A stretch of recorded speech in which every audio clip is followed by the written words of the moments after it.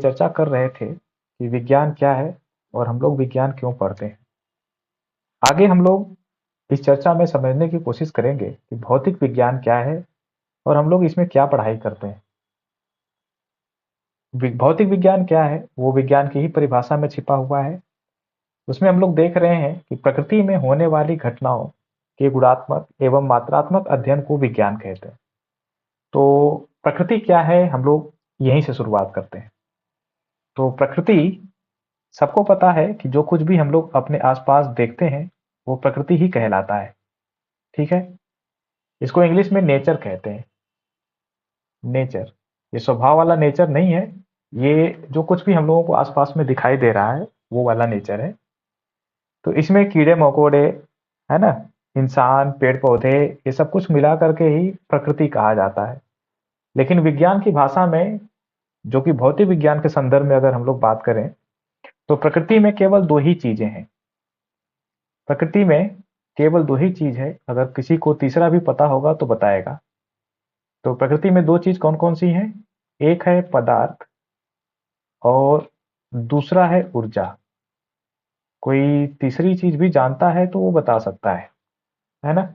उसको Nobel prize भी दिया जा सकता है अगर वो तीसरा बता दे तो पदार्थ और ऊर्जा से मिलकर के ही प्रकृति बनी है। और ये पदार्थ जो है, ये बायोलॉजी में पढ़ाया जाता है। ये दो तरह के होते हैं। एक को कहा जाता है जीवित पदार्थ और एक को कहा जाता है मृत पदार्थ। हम लोगों का काम इतने में ही बन जाएगा। तो विज्ञान में हम लोगों ने देखा है कि प्रकृति में होने वाली घटनाओं, तो प्रकृति में घटनाएं तो बहुत सारी होती हैं। जैसे हम लोग पहले छोटे थे, फिर ऑटोमेटिक ही बड़े हो गए, फिर बूढ़े हो गए, ये कोई कर नहीं रहा है। प्राकृतिक घटनाएं क्या है, आप इससे क्या समझते हैं? तो ऐसी घटनाएं जो मनुष्य नहीं कर रहा है वही प्राकृतिक घटना कहलाता है। और वो प्रकृति में ही हो रहा है, जो कि हम लोगों को आसपास दिखाई दे रहा है। तो आदमी पहले छोटा होता है, फिर बड़ा होता है, फिर बूढ़ा होता है। ये ऑटोमेटिक ही होता रहता है, कोई इंसान नहीं कर रहा है। तो ये जो है प्राकृतिक घटना हो गई। इसी तरह से दिन और रात भी ऑटोमेटिक ही होते हैं, कोई कर नहीं रहा होता है, तो ये भी प्राकृतिक घटना है। बारिश हो रही होती है, बिजली कड़क रही होती है, ये सब कुछ जो है प्राकृतिक घटना के अंदर आता है। तो ये प्राकृतिक घटनाएं इतनी ज्यादा है कि सारी चीजें एक साथ और एक ही व्यक्ति जो है पढ़ाई नहीं कर सकता है। तो इसको छोटे छोटे पार्ट में कर दिया गया, जो कि सामने दिखाए गए तरीके से किया गया है। जैसे इस जीवित पदार्थ के बारे में अगर पढ़ाई करनी हो, मतलब बहुत सारी घटनाएं हो रही हैं, तो घटनाओं को थोड़ा अलग अलग कर दिया गया, छोटा छोटा पार्ट कर दिया गया। तो जीवित पदार्थों से संबंधित जो घटनाएं रहीं, उसको विज्ञान के एक शाखा में संग्रहित कर दिया गया, जिसको हम लोग जीव विज्ञान कहते हैं। इंग्लिश में उसको बायोलॉजी लिखते हैं, है ना? इसी तरह से जो मृत पदार्थ हैं, हम ऐसा कह सकते हैं कि इससे संबंधित घटनाओं को एक विज्ञान की शाखा में रख दिया गया, जिसको हम लोग केमिस्ट्री कहते हैं या फिर रसायन विज्ञान कहते हैं। इसी तरह से जो ऊर्जा से संबंधित घटनाएं हैं, उनके अध्ययन के लिए फिजिक्स विज्ञान की शाखा बनाई गई। तो इस तरह से आप लोग समझ रहे होंगे कि विज्ञान को छोटे छोटे भाग में कर दिया गया। तो हम लोगों का उद्देश्य जो है वो इस चर्चा में वो फिजिक्स के बारे में जानना है, क्योंकि हम लोग यहाँ पे फिजिक्स ही पढ़ाई करेंगे।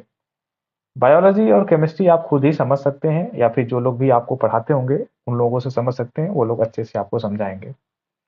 तो यहाँ पे हम लोग देख रहे हैं कि ऊर्जा से संबंधित घटनाओं के लिए विज्ञान की एक शाखा कर दी गई, जिसको कि फिजिक्स कहा जा रहा है। अब यहीं से हम लोग आगे बढ़ सकते हैं और ये समझ सकते हैं कि फिजिक्स क्या चीज है। तो एक मिनट। ओके,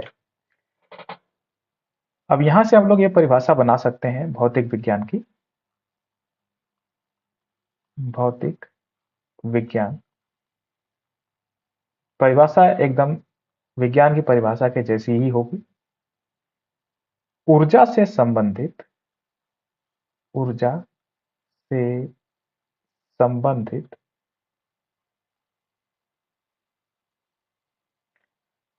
प्राकृतिक घटनाओं के, प्राकृतिक घटनाओं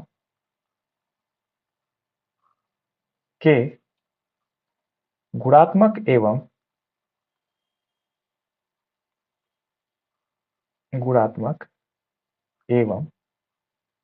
मात्रात्मक अध्ययन को भौतिक विज्ञान कहते हैं। भौतिक विज्ञान कहते हैं। तो परिभाषा बिल्कुल विज्ञान की परिभाषा से मिलती जुलती है और समझने में बहुत ही आसान है। बस हम लोगों ने इतना काम किया कि ऊर्जा से संबंधित प्राकृतिक घटनाओं को अलग कर लिया।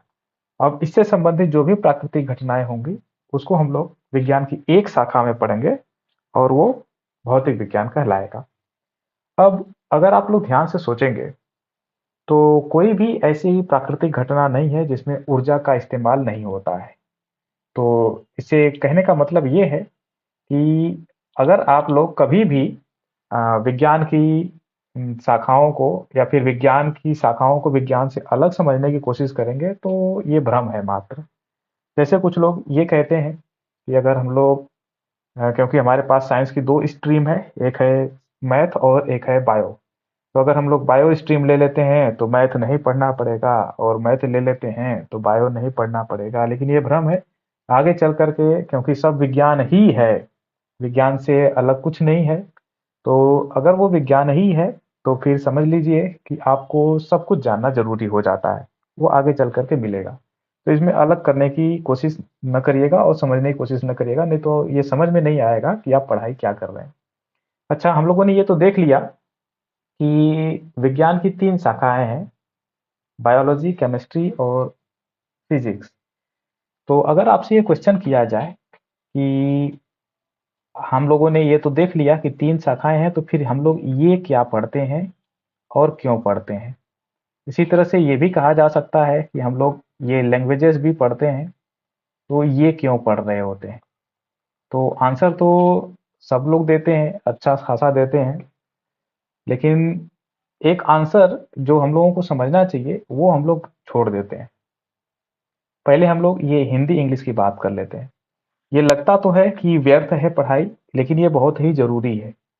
तो साहित्य की पढ़ाई हम लोग क्यों करते हैं, तो पूछा जाता है तो ज्यादातर यही आंसर आता है कि भाषा के ज्ञान के लिए। सही भी है, इसका एक यूज तो ये भी है कि भाषा का ज्ञान भी हो जाता है। और ये इंग्लिश तो यूनिवर्सल लैंग्वेज आजकल कही जा रही है, मतलब किसी भी देश में चले जाइए तो कम्युनिकेशन में दिक्कत नहीं होती है। लेकिन एक स्पेशल बात जो हम लोगों को जाननी चाहिए वो ये है कि साहित्य की चीजें हम लोगों को संस्कृति सिखाती हैं।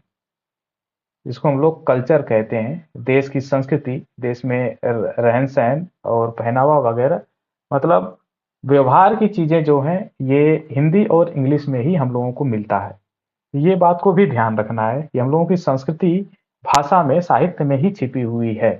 हम लोगों को समाज में कैसे रहना है, किससे कैसे व्यवहार करना है, इस तरह की चीजें जो है भाषा में ही मिलती है, अगर आप लोग ध्यान से सोचेंगे तो। और एक फायदा इसका है भी कि हाँ, कम्युनिकेशन में हम लोगों को भाषा का ज्ञान हो जाता है, वर्ड्स मिल जाते हैं, तो ये बात भी सही है। अब ये मैथमेटिक्स क्या है, जरा से इसकी बात कर ले। क्योंकि साइंस के तो तीन ही भाग बताए गए कि ये बायोलॉजी है, केमिस्ट्री है और फिजिक्स है, फिर ये मैथमेटिक्स क्या चीज है ना। तो इसका एक एग्जाम्पल से इसको हम लोग समझ सकते हैं।